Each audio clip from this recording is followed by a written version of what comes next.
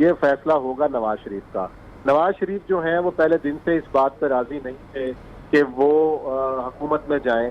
उनका यही कहना था कि इंतखाबात की तरफ जाया जाए। जब आप इतना कुछ गंदा होने के बाद भी अगर हुकूमत जारी नहीं रखते या इसको अपने टाइम के ऊपर इंतखाबात नहीं कराते तो फिर तो विन विन सिचुएशन तो पीटीआई के लिए एग्जैक्टली यस।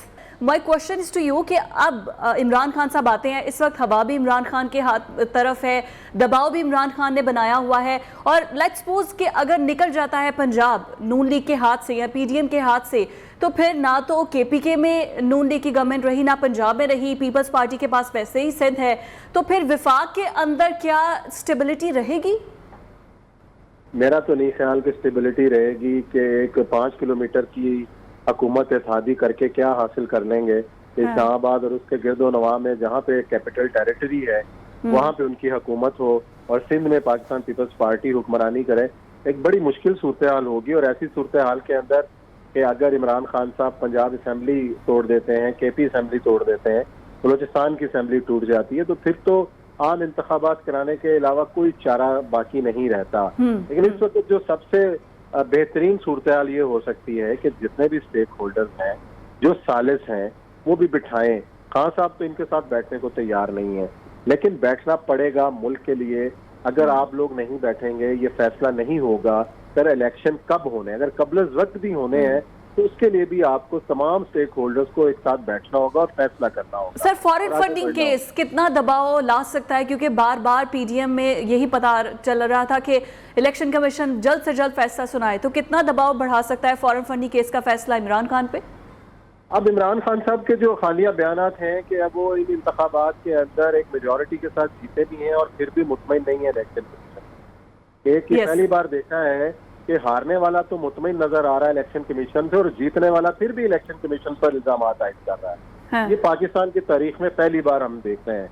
एक होना तो ये चाहिए कि वो भंगड़े डालते, इलेक्शन कमीशन की वाह होती कि आपने फ्री एंड फेयर इंतखाबात कराए हैं, लेकिन हम इसके बरक्स उलट देख रहे हैं कि खान साहब जो है वो खुला के जो है वो इलेक्शन कमीशन को अपने टारगेट पे रखे हुए हैं। मामला इन इंतखाबात में कामयाबी का नहीं है, तो आप भी बखूबी ये समझ सकते हैं कि ये मामला फॉरेन फंडिंग केस का है कि वो इमरान खान साहब इलेक्शन कमिश्नर पे अपना दबाव बरकरार रखना चाहते हैं और वो जेर बार लाना चाहते हैं कि वो जो फैसला है फॉरेन फंडिंग का उनके खिलाफ ना आए। दूसरी जानिब जो हुकूमती इत्तेहादी है उन्होंने तमाम तर अपनी उम्मीदें वाबस्ता करनी है कि किस तरीके से जो है वो फॉरेन फंडिंग केस का फैसला आए, जो व्यू है अगर वो आता है तो फिर तो इमरान खान साहब के लिए तो अच्छी खबरें नहीं होंगी।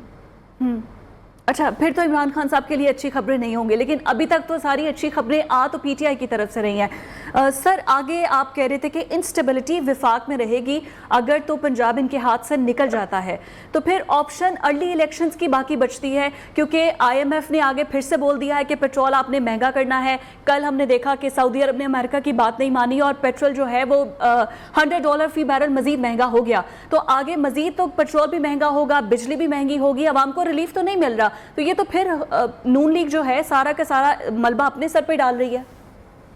नहीं, देखें, नून लीग ने सारा मलबा अपने सर पे डाला है और उसकी कीमत भी अदा की है उन्होंने। ये एग्जैक्टली इलेक्शंस में सबके सामने है। बहुत बड़ा एलिमेंट था महंगाई इंतखाबात के अंदर। बाकी जो उम्मीदवारान का चुनाव था या उनका जो वो एक मसला था अपनी जगह पे है, लेकिन जब आप इतना कुछ गंदा होने के बाद भी अगर हुकूमत जारी नहीं रखते या इसको अपने टाइम के ऊपर इंतखाबात नहीं कराते तो फिर तो विन विन सिचुएशन तो पीटीआई के लिए एग्जैक्टली यस। आपने नून लीग ने अपना बकौल इनके के जो दबाव है और सारा जो नाकामी का मलबा इमरान खान का उठाया और अपने मुंह पे भी जो है वो कालक मली है, उस कालक का क्या फायदा कि अगर वो अभी इमरान खान साहब के दबाव में आकर या एक बंदे के कहने पर हुकूमत छोड़ देते हैं। सर, अभी ये भी फैक्टर है कि इस इजलास में नवाज शरीफ नहीं थे, ना वीडियो लिंक के साथ शरीक थे और ना ही नवाज शरीफ से गुफ्तगू हुई है। तो आपको क्या लगता है जब ये इजलास की सारी रिपोर्ट जाएगी लंदन में, तो क्या वहां से फैसला तब्दील हो सकता है? देखिए, मैंने कल भी मैंने फिजा यही कहा था कि ये फैसला 2 लोगों ने करना है कि क्या हो सकता है और मुस्तकबिल का मंजरनामा पाकिस्तान का क्या है। एक तो वो है आसिफ अली जरदारी और दूसरे हैं मियां नवाज शरीफ जो लंदन में बैठे हैं। इन सारे इजलासों के बाद जो रिपोर्ट्स मिल रही हैं, जो सारी होंगी, ये फैसला होगा नवाज शरीफ का। नवाज शरीफ जो हैं वो पहले दिन से इस बात पर राजी नहीं थे कि वो हुकूमत में जाएं। उनका यही कहना था कि इंतखाबात की तरफ जाया जाए, लेकिन उस वक्त उनको कायल किया गया, उन पर दबाव डालकर ये फैसला कराया गया कि अपना मियाँ साहब, मुल्क को ज़रूरत है इस वक्त स्टेबिलिटी की, मुल्क को ज़रूरत है कि जो इकॉनमी की सूरत हाल जो ख़राब हो रही है इसको ट्रैक पे लाया जाए। इसके लिए ज़रूरी है कि हम ये बोझ उठाएं मुश्किल फैसलों का, जो कि नून लीग ने मुश्किल फैसलों का बोझ उठाया और दो राय थी नून लीग के अंदर इस हवाले से, हुकूमत में जाने या ना जाने के हवाले से, और वो राय अब भी मौजूद है कि हुकूमत से निकला जाए, और एक राय ये है कि इसको कंटिन्यू किया जाए। लेकिन अब मसला ये है कि नून लीग तनहा फैसला करने की पोजीशन में नहीं है। अगर नून लीग निकल जाती है पीडीएम के इत्तेहाद से, तो फिर पीडीएम के इत्तेहाद वैसे ही शराजा बिखर जाएगा, और आने वाले जो इंतखाबात अगर कबल वक्त होते हैं या 2023 में होते हैं, तो फिर कोई मुस्तकबिल नहीं रहेगा इन जमातों का, वो पीपल्स पार्टी का हो या मौलाना फजल रहमान का हो या किसी का हो। इस वक्त इन सब का मुफाद इसी के अंदर है कि ये मुत्तहिद रहें और एक साथ जो है वो जो मुश्किल इमरान खान का मुकाबला कर सकें।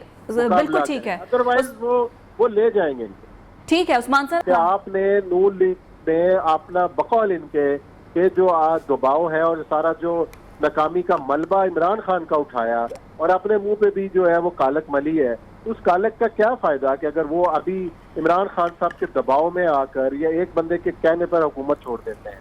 सर अभी ये भी फैक्टर है कि इस इजलास में नवाज शरीफ नहीं थे, ना वीडियो लिंक के साथ शरीक थे और ना ही नवाज शरीफ से गुफ्तगू हुई है, तो आपको क्या लगता है जब ये इजलास की सारी रिपोर्ट जाएगी लंदन में, तो क्या वहां से फैसला तब्दील हो सकता है? देखिए, मैंने कल भी मैंने फिजा यही कहा था कि ये फैसला दो लोगों ने करना है कि क्या हो सकता है और मुस्तकबिल का मंजरनामा पाकिस्तान का क्या है। एक तो वो है आसिफ अली जरदारी और दूसरे हैं मियां नवाज शरीफ जो लंदन में बैठे हैं। इन सारे इजलासों के बाद जो रिपोर्ट्स मिल रही हैं, जो सारी होंगी, ये फैसला होगा नवाज शरीफ का। नवाज शरीफ जो है वो पहले दिन से इस बात पर राजी नहीं थे कि वो हुकूमत में जाएं। उनका यही कहना था कि इंतखाबात की तरफ जाया जाए, लेकिन उस वक्त उनको कायल किया गया, उन पर दबाव डालकर ये फैसला कराया गया कि अपना मियाँ साहब, मुल्क को ज़रूरत है इस वक्त स्टेबिलिटी की, मुल्क को ज़रूरत है कि जो इकॉनमी की सूरत हाल जो ख़राब हो रही है इसको ट्रैक पे लाया जाए। इसके लिए ज़रूरी है कि हम ये बोझ उठाएं मुश्किल फैसलों का, जो कि नून लीग ने मुश्किल फैसलों का बोझ उठाया, और दो राय थी नून लीग के अंदर इस हवाले से, हुकूमत में जाने या ना जाने के हवाले से, और वो राय अब भी मौजूद है कि हुकूमत से निकला जाए, और एक राय ये है कि इसको कंटिन्यू किया जाए। लेकिन अब मसला ये है कि नून लीग तनहा फैसला करने की पोजीशन में नहीं है। अगर नून लीग निकल जाती है पीडीएम के इत्तेहाद से, तो फिर पीडीएम के इत्तेहाद वैसे ही शराजा बिखर जाएगा, और आने वाले जो इंतखाबात अगर कबल वक्त होते हैं या 2023 में होते हैं, तो फिर कोई मुस्तकबिल नहीं रहेगा इन जमातों का, वो पीपल्स पार्टी का हो या मौलाना फजल रहमान का हो या किसी का हो। इस वक्त इन सब का मुफाद इसी के अंदर है कि ये मुत्तहिद रहें और एक साथ जो है वो जो मुश्किल इमरान खान का मुकाबला कर सकें। बिल्कुल ठीक है, अदरवाइज वो ले जाएंगे इनको। ठीक है उस्मान सर।